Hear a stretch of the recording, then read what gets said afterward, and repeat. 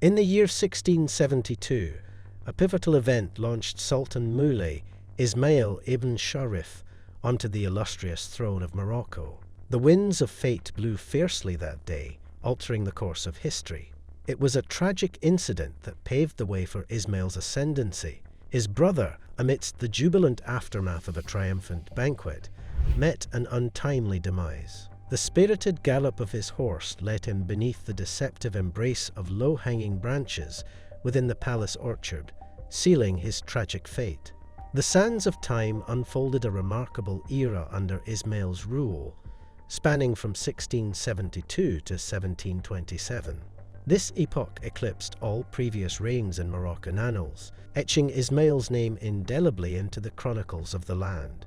Yet, amidst the echoing praises and fervent recollections, a contentious debate lingered. Was Ismail to be enshrined in memory for the resplendent marvels he bestowed upon the realm, or would his legacy be forever stained by the dark hues of his merciless despotism?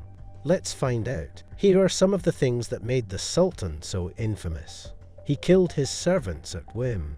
Ismail was, without a doubt, not a very kind-hearted man. To put it plainly, he wasn't someone you'd want to be around.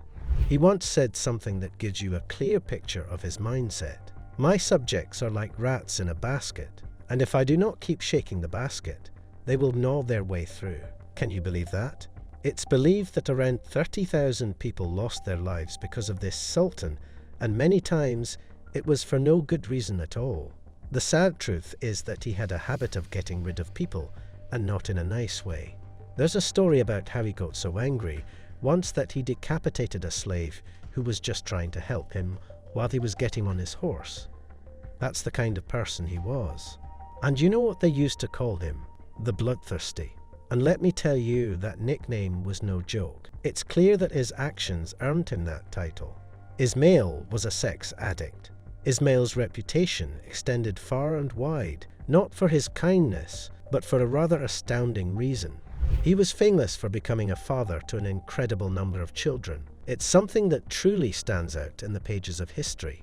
In fact, the Guinness Book of World Records took note of this astonishing fact. Ismail was the proud father of 888 children. Wrap your head around that number. It's the highest count of offspring ever verified in the entirety of human history. This remarkable feat marked Ismail's legacy in an unconventional way.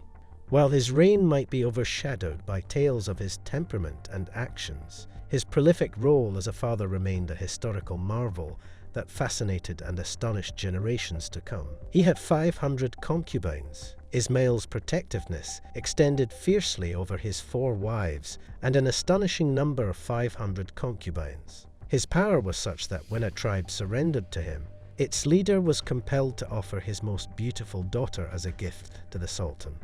In Ismail's world, these women became his prized possessions, treated more like cherished toys than partner.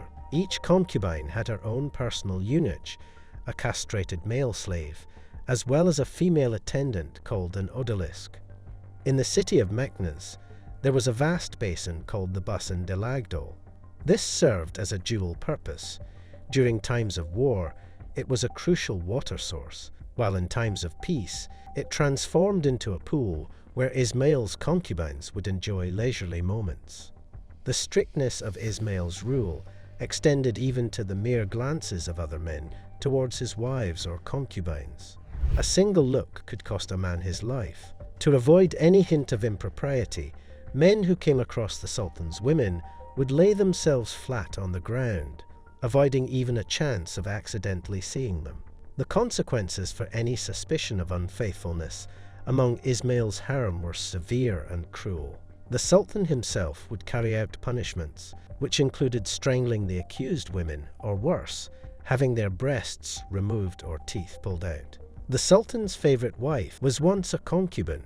Within Ismail's kingdom, a significant figure emerged, an important woman who began her journey as a concubine. Her name was Lala Aisha Mubaraka, also known as Zaidana, a name she adopted after giving birth to the Sultan's eldest son, Zaidan. As Ismail's favored wife and the reigning queen of his palace, Zaidana wielded considerable influence. However, her power led her down a treacherous path. She plotted a dangerous plan to overthrow Ismail's cherished son, Muhammad al-Alim, by accusing him of harboring ambitions to claim the Sultan's throne for himself. Ismail's response to this alleged betrayal was merciless and brutal. In a gruesome display of power, he ordered the amputation of his own son's left arm and right leg, a devastating punishment that was meant to serve as a stark warning to anyone who dared to defy him. The message was chillingly clear. Disobedience carried the gravest consequences, even death. Tragically, Muhammad al-Alim succumbed to the ordeal, his life slipping away due to the grievous loss of blood. In this tale of power and tragedy, Zaidena's influence took a dark turn, leaving a trail of pain and suffering in its wake. Ismail's reign stood as a testament to his unwavering authority and his willingness to wield it ruthlessly. Ismail created a massive self-generating army. In the realm of Sultan Ismail, a formidable force known as the Black Guard emerged. These warriors were enslaved individuals sourced from regions in sub-Saharan Africa. Freed from tribal allegiances, they were perceived as dependable, hence chosen to be the personal protectors and attendants of Ismail. As his reign drew to a close, Ismail had meticulously assembled an imposing army of over 150,000 men. These men had their own families and lived in self-contained communities, yet their ultimate allegiance rested with Ismail. The young boys were groomed from early years to serve in his army, a strategy that not only upheld his authority, but also facilitated his conquest of Morocco, bringing under his sway lands that once belonged to European kingdoms. The girls, on the other hand, would marry, give birth, and thus the cycle would persist. Remarkably, the legacy of the Black Guard endures, though its identity underwent transformation. After Morocco secured its independence in 1956, the unit's name shifted to the Moroccan Royal Guard, an entity that continues to safeguard the nation to this day.